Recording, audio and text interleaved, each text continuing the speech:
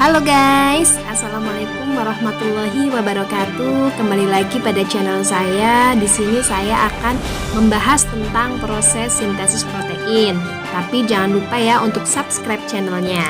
Ya, untuk kali ini dimulai dari peristiwa replikasi, transkripsi, dan translasi. Silahkan disimak videonya. Replikasi DNA adalah kemampuan DNA untuk membentuk DNA baru yang sama persis dengan DNA asal. Nah, kemampuan ini disebut sebagai autokatalitik ya. Sedangkan kemampuan DNA membentuk molekul lain disebut sebagai kemampuan heterokatalitik. Kemudian, proses replikasi berlangsung pada sel-sel muda pada saat interfase, yaitu di saat pembelahan mitosis. DNA merupakan molekul yang terdiri dari dua rantai atau disebut sebagai rantai double helix, di mana terdiri dari untaian polinukleotida yang sangat panjang.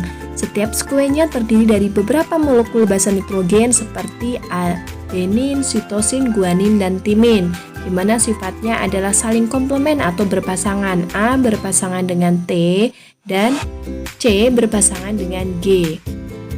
Proses replikasi dimulai dari ujung 5 ke ujung 3 yang sifatnya antiparalel dengan di bagian bawahnya ya.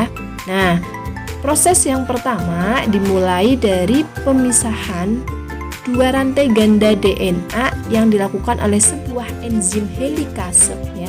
Ini adalah enzim helikase sehingga akan membentuk suatu garpu replikasi. Sehingga proses ini akan memisahkan rantai menjadi dua bentuk template untuk pembentukan rantai DNA yang baru. Nah, enzim trimase akan memulai proses ini ya, di mana enzim ini akan membuat bagian kecil yang berupa bagian primer, dan bagian ini memulai proses untuk pembentukan DNA yang baru. Kemudian, enzim DNA polimerase akan berikatan dengan bagian primer tadi untuk membentuk rantai DNA baru. Fungsi DNA polimerase adalah untuk menggabungkan deoksiribonukleosida trifosfat, di mana untuk DNA polimerase akan membentuk rantai baru pada satu arah dari ujung 5 ke ujung 3 ya. Nah, bagian leading strand akan disintesis secara kontinu. DNA polimerase akan menambahkan satu demi satu dari ujung 5 ke ujung 3. Lainnya yaitu lagging strand tidak dapat disintesis secara kontinu ya, di mana DNA polimerase akan membentuk suatu fragmen yaitu berupa fragmen Okazaki. Nah, setiap fragmen mulai dibentuk oleh RNA primer yang dibantu dengan enzim primase.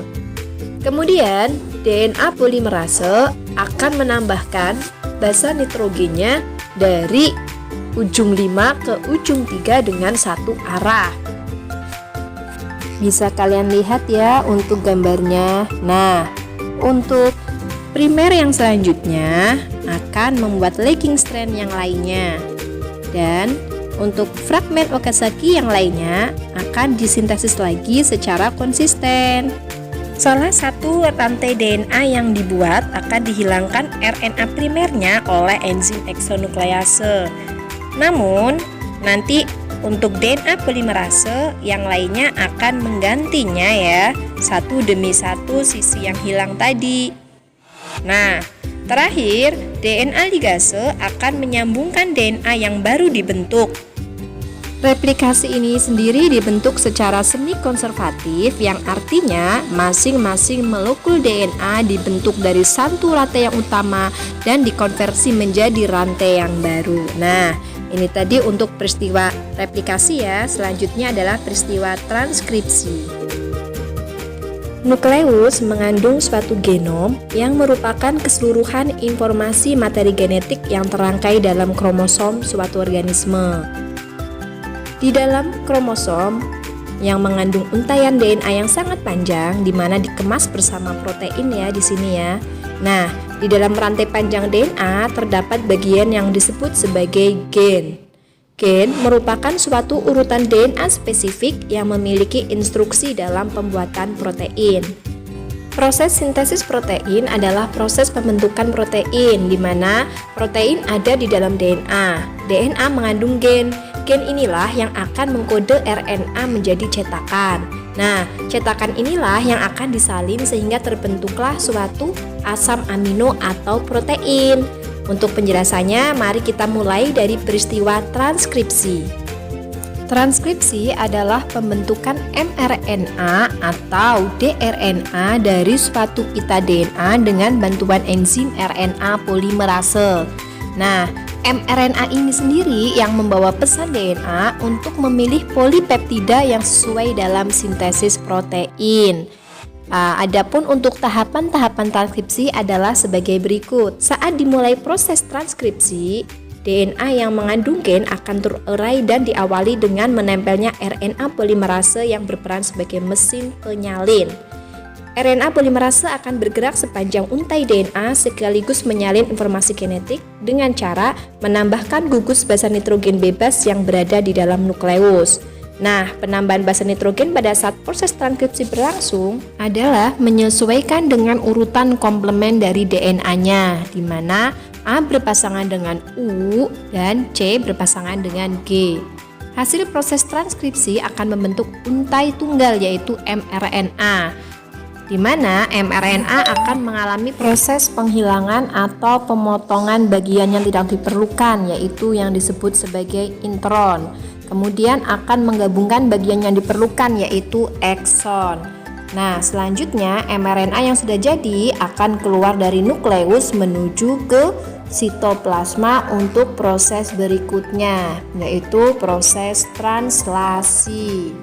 Namun, sebelum kita masuk ke tahap translasi, mari kita ulangi lagi untuk transkripsi ya, biar lebih jelasnya. Nah, pada tahap transkripsi yang melibatkan DNA dan mRNA polimerase ada 3 tahap, ada inisiasi, elongasi, dan terminasi. Nah, untuk proses inisiasi selalu dimulai dari menempelnya RNA polimerase pada promotor region. Promotor region yaitu lokasi awal DNA sebelum terjadinya proses transkripsi. Nah, untuk yang kedua adalah elongasi. Elongasi yaitu ketika RNA polimerase berjalan di untai DNA. mRNA polimerase mulai menjalankan peranannya di dalam tahap elongasi, yaitu ketika membuka dan memisahnya rantai RNA, kemudian akan membentuk mRNA dari arah 5 ke 3 sehingga terbentuklah mRNA sampai pada apa? Sampai pada titik terminator region. Inilah yang disebut sebagai terminasi, tahap terminasi ya, ketika sudah mencapai pada titik terminator.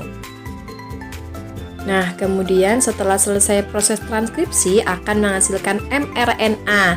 Nah, seperti yang sudah dijelaskan tadi ya, bahwa di dalam mRNA ada 2, ada ekson dan intron, di mana untuk yang ekson adalah gen pengkode yang akan digunakan, sedangkan intron itu yang akan dibuang.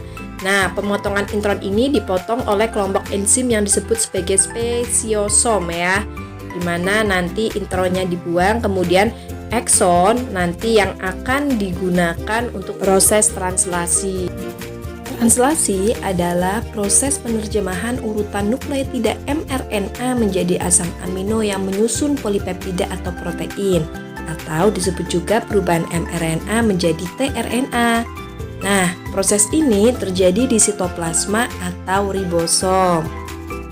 Adapun proses dari translasi adalah sebagai berikut. Proses translasi dimulai dari mesin pembuat protein yang disebut sebagai ribosom atau ribosomal RNA atau rRNA yang berada di sitoplasma secara langsung akan menempel pada mRNA untuk melakukan translasi. Struktur RNA lain yaitu transfer RNA atau tRNA akan bertanggung jawab sebagai pembawa komponen asam amino pada proses translasi, yaitu untuk pembentukan protein, di mana terdapat 20 jenis asam amino yang mampu dibawa oleh tRNA berdasarkan urutan-urutan kode atau antikodon yang dimiliki oleh tRNA. Nah, kemudian tRNA akan membawa masing-masing asam amino ke ribosom sesuai urutan komplement triplet kodon yang dimiliki oleh mRNA. Selama proses translasi, asam amino satu dengan yang lainnya nanti akan bergabung menjadi satu kesatuan dan membentuk rantai yang panjang yang disebut sebagai polipeptida.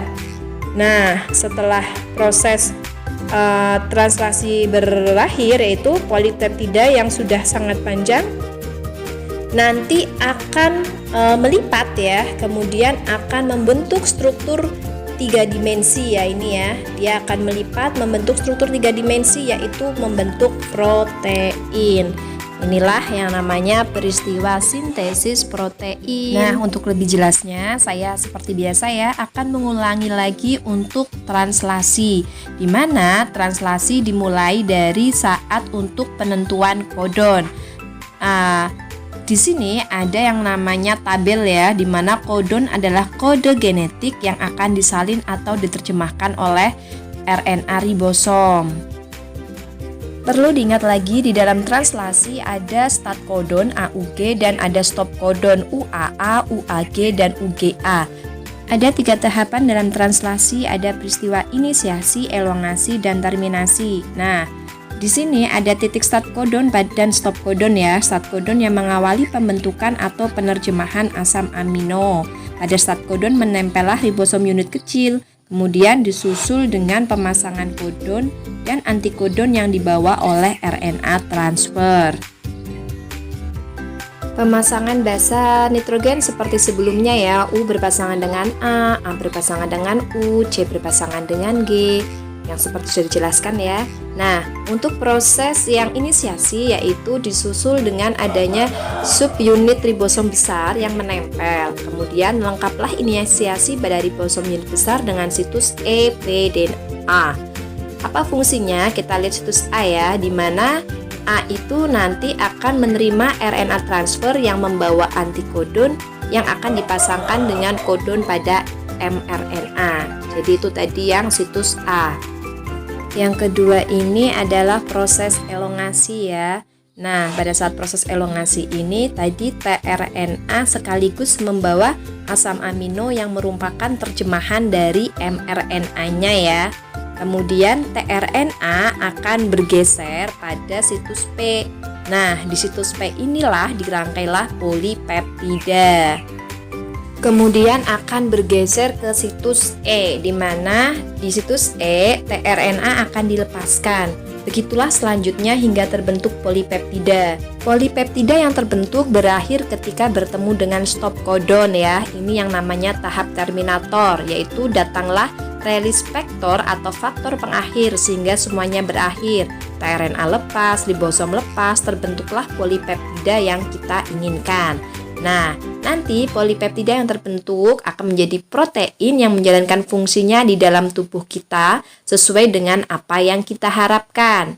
Nah, apabila terjadi perubahan atau kesalahan pada pembentukan atau penerjemahan, maka ini akan menyebabkan kesalahan asam amino sehingga terjadi kesalahan pada tubuh kita. Ya, demikian adalah proses dari sintesis protein. Kemudian silahkan tonton berikutnya untuk video part 2 agar lebih jelasnya ya. Semangat biologi, terima kasih. Assalamualaikum warahmatullahi wabarakatuh.